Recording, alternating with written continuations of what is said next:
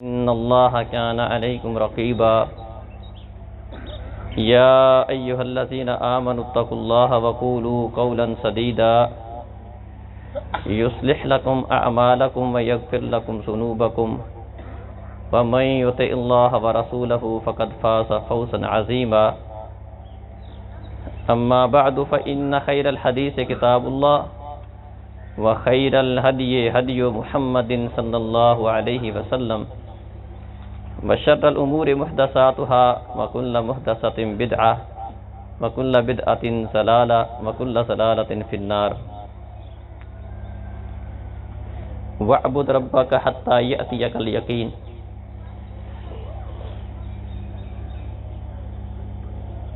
محترم بھائیوں اور بزرگوں، معزز ماؤں بہنوں،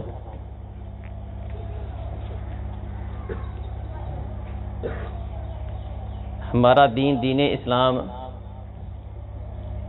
ہر حوالے سے ہماری رہنمائی کرتا ہے.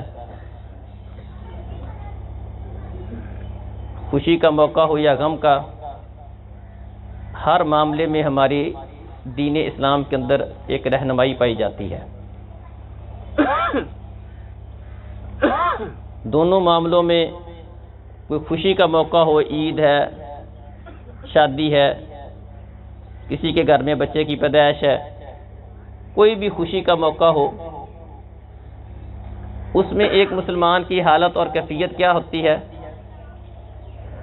ایک مسلمان کو کوئی دکھ، کوئی تکلیف، کوئی نقصان، پریشانی ملے تو اس میں مسلمان کا رویہ کیسا ہوتا ہے. پیارے نبی صلی اللہ علیہ وسلم فرماتے ہیں عجبا لامر المؤمن فإن امرہ کلہ خیر اللہ. ایک مومن کا معاملہ بڑا زبردست ہوتا ہے، اس کے ہر معاملے ہی میں خیر ہوتی ہے، بہتر ہوتا ہے اس کا ہر معاملہ ہی. ان اصابتہ سراء شکر، اگر اس کی زندگی میں کوئی خوشی ملتی ہے تو اس خوشی کے موقع پر وہ اللہ رب العزت کا شکر بجا لاتا ہے، اللہ کی تعریف کرتا ہے، اللہ کی حمد کرتا ہے، اللہ کے سامنے جھکتا ہے، اللہ کے نام کا صدقہ خیرات کرتا ہے. خوشی ملے تو خوشی کے موقع پر اپنے رب کو نہیں بھولتا، اپنے رب کا شکر ادا کرتا ہے. وَإِنْ أَصَابَتْهُ ضَرَّاءُ صَبَرَ، اور اگر انسان کی زندگی میں کوئی غم ملے، اسے کوئی پریشانی ملے، جس طرح کہ ہر انسان کی زندگی کا ایک حصہ ہے غم بھی، غم، پریشانی، دکھ، تکلیف کے موقع پر وہ صبر کا دامن نہیں چھوڑتا، صبر سے کام لیتا ہے. وَلَيْسَ ذَلِكَ إِلَّا لِمُؤْمِنٍ، اور فرمایا یہ وصف صرف اور صرف ایک مومن کا ہوتا ہے کہ خوشی ملے تب بھی اپنے رب کو نہیں بھولتا، اپنے رب کا شکر ادا کرتا ہے. اگر اس کی زندگی میں کوئی غم، پریشانی آئے تو اس کو بھی اپنے رب کی طرف سے سمجھتے ہوئے اس کے اوپر صبر کا دامن نہیں چھوڑتا. یہ ایک مسلمان کا وصف ہے. مسلمان کے علاوہ، اہل ایمان کے علاوہ، کامل ایمان والے بندے کے علاوہ کسی دوسرے کے اندر یہ وصف اور خوبی نہیں پائی جا سکتی. یہ وصف اور خوبی اس بندے کے اندر ہوگی جو صحیح معنوں میں مومن ہے، مسلمان ہے. عید کا موقع آتا ہے. بنیادی طور پر عید، جیسا کہ ہم روزہ رکھتے ہیں تو روزہ رکھنے پر ایک خوشی تو وہ ہوگی جو اللہ رب العزت ہمیں قیامت والے دن دے گا، روزے کا صلہ دے گا. الصوم لی وانا اجزی بہ، روزہ میرے لیے ہے اور میں ہی اس کی جزا اور بدلہ ہوں. اور ایک خوشی دنیا میں بھی ہمیں ملتی ہے.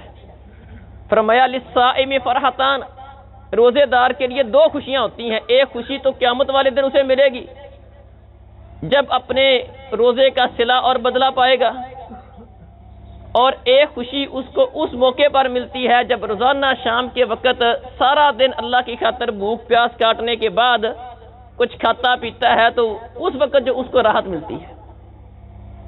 اسی طرح بنیادی طور پر یہ عید، چاہے وہ عید الفطر ہو، عید الاضحیٰ ہو، یہ بھی ان مسلمانوں کے لیے جن مسلمانوں نے عید الفطر پورے رمضان کے روزے رکھے، اللہ کا کہا مانا، اللہ کی بات پر عمل کرتے ہوئے صبح سے لے کر شام تک بھوک پیاس کاٹی، اپنی اصلاح کی کوشش کی، تو دین اسلام کے لیے ان لوگوں کے لیے خوشی کا موقع رکھا گیا جس کو ہم عید الفطر کہتے ہیں. اور اس عید الفطر کے اندر بھی دیکھیں، جیسا کہ میں نے بتایا کہ مسلمان کا معاملہ زبردست ہوتا ہے۔ خوشی ملتی ہے تو اللہ کا شکر ادا کرتا ہے۔ شکر کا مطلب یہ ہے کہ اللہ کی تعریف، اللہ کی حمد، نماز، ان چیزوں کا اہتمام کرتا ہے۔ مسلمان بھی اپنے اس خوشی کے موقع پر ڈول نہیں پیٹتے، بھنگڑے نہیں ڈالتے، خلاف شرع کام نہیں کرتے جو صحیح معنوں میں مسلمان ہیں، بلکہ مسلمانوں کی عید کا جو طریقہ کار بیان ہوا ہے وہ بڑا شاندار ہے۔ پیارے نبی صلی اللہ علیہ وسلم دونوں عیدوں کے موقع پر فرماتے کہ سب سے پہلا کام ہم عید والے دن یہ کریں گے کہ نماز پڑھیں گے۔ اللہ اکبر، شکر کا طریقہ ہے۔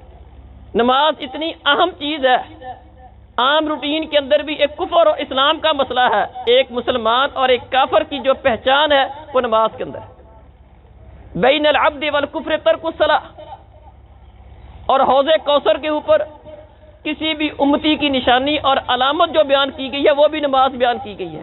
فرمایا ان امتی یاتون یوم القیامہ غرا محجلین من اثر الوضوء، قیامت والے دن فرمایا اپنے امتیوں کو حوض کوثر پر پانی پلاؤں گا۔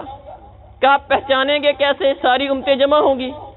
کہا میرے امتیوں کی ایک نشانی اور علامت ہوگی، اس کو دیکھ کر مجھے پتا چل جائے گا یہ میرا امتی ہے، میں نے اس کو پانی پلانا ہے۔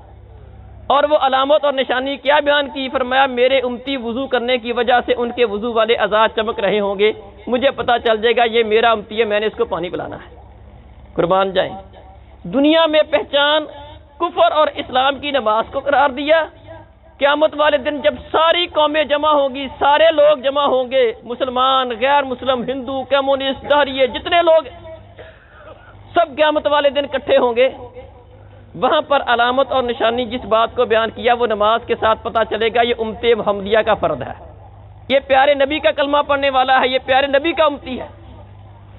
تو عید کے موقع پر بھی سب سے پہلا کام فرمایا ہم نماز کا کریں گے، سب سے پہلے نماز پڑھیں گے، شکر ادا کریں گے اللہ نے خوشی دی ہے۔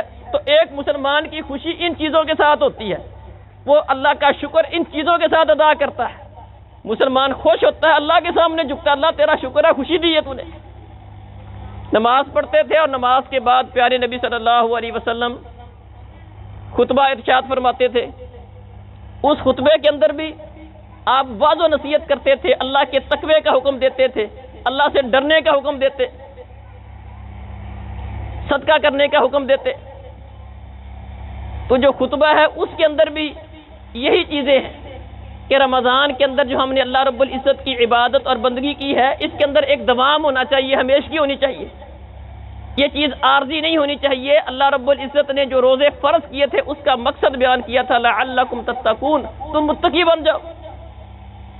تو اس تقوی کو برقرار رکھنا، اس کی آپ تلقین کیا کرتے تھے، تقوی کی تلقین کیا کرتے تھے۔ اسی طرح نبی مکرم صلی اللہ علیہ وسلم عید کے موقع پر عورتوں کو بھی بطور خاص نصیحت کرتے۔